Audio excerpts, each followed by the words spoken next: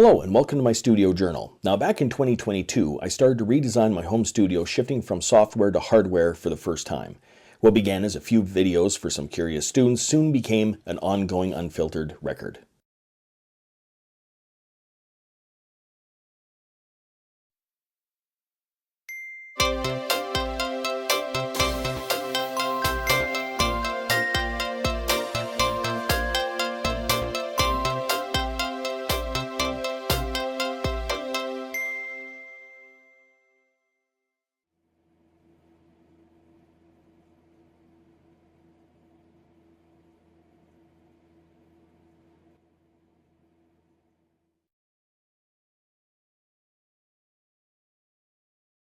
First thing I'm going to do is put these into here, or at least I think I'm going to put them into there. Am I going to put them into there? Yeah, there we go. All right, so I need one there. I'm going to have one here, I guess, as well. Oops. Let's see here. Oh, I'm putting these things in all wrong, I think. Hey, first one went in brilliantly. The second one, not so much. Okay, let's try it this way. If you watch a professional do this, I'm sure they do this like in no time. Whereas me, it's going to take me a while to kind of get the hang of this, I think. All right.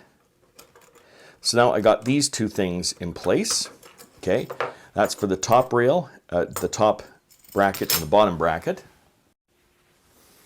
Okay, so I got the top rack, or the one side basically done. Now I'm just going to do the other side.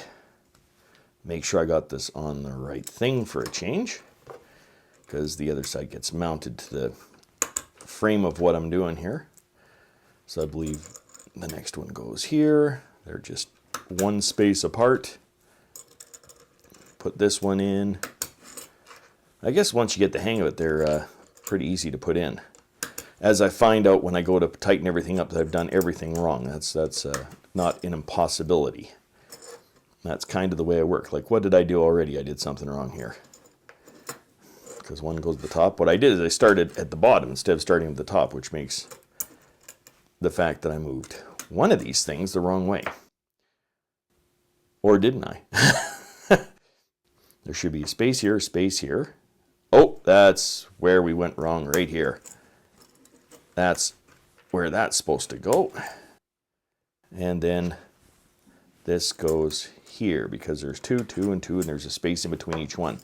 So now what I'm going to do is just take these just so I don't lose them, just so I know I got the right number for the rack that I'm putting together here. Now, like I said, we'll see where this all goes wrong, because there's still places, tons of places for all this to go wrong. This is not by any means going to be a sturdy rack. This is not top craftsmanship at all. This is just, I want to use up some of the spare bits that I got around here for things. And if it can make it look neater and tidier, well, why not? So there we go. We'll throw in this. And there we have the two rails basically ready to go.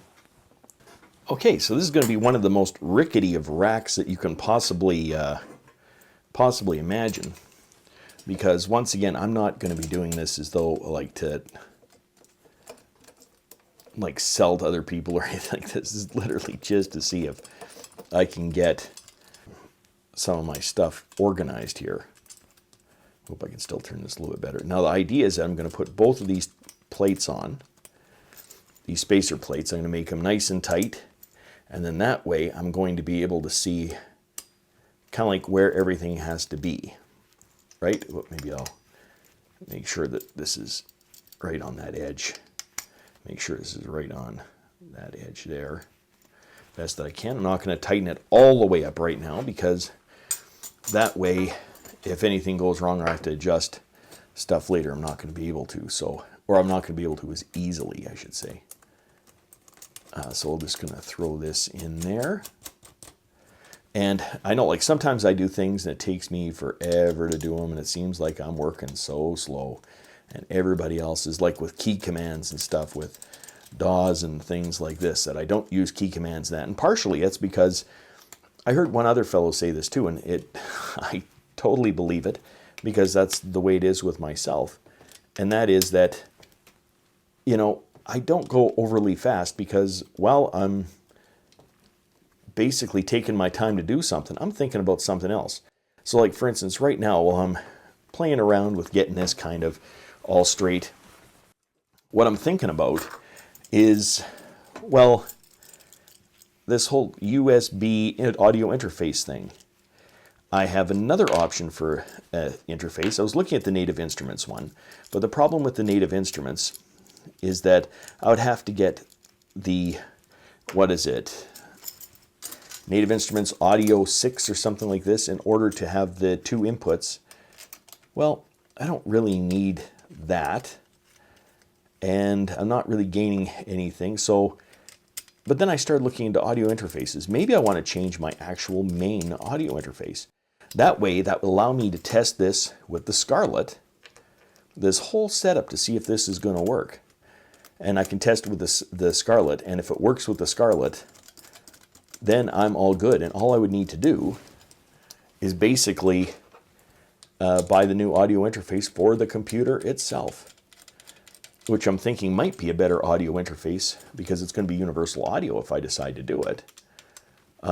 Might be a better audio interface for the whole mixing procedure. But I mean, I don't know. I have to do some more research on it. I just literally came across the possibility of this today. So anyhow, this is then the front of the unit. So now what I'm going to do is I'm going to attach, hopefully, attach this to there, and we will see. That means I got to make cuts right about here, and that's the reason why I wanted to get the rails and everything set up first, because I can kind of better see if this is square and looking square, then I kind of know what I can do with what I'm going to attach it to. Anyhow, we'll carry on, and so far, nothing totally horrible has happened, but there's still plenty of time for that. So I have all these marked already along here where they need to be cut. This is the part that's more, that looks at least nice. So that's going to be the part. Now this is going to end up being pretty rough along here. There's nothing much I can do about it. I only have a handsaw. I don't have a power saw that can go through this and make even an even cut. It's going to end up being more like this cut right here, which is not so even. But at this point, not sure I care too terribly much. But we'll just see what the result is. All right, so it didn't turn out that bad. Yeah, there's a few mistakes on it for sure, but this is what it looks like. It's actually sturdier than I thought it was going to be, but it's just really to hold these front racks in place, and we'll see if it does that. I mean, it should, and the weight of everything should just hold it right there. Plus, it can't be too heavy because it's going to go on a shelf, and that shelf can only hold X number of pounds. Okay, just one quick look at what it looks like right now, and then we'll take a look at what it looks like after.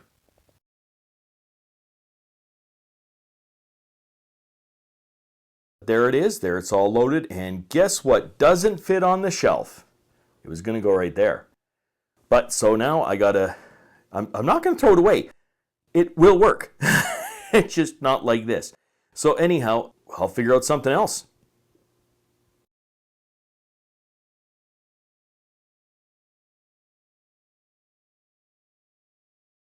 If you'd like to follow the full journey, check out my online studio journal linked in the description. Until next time, I'm just a music teacher having fun. Catch you on the next one.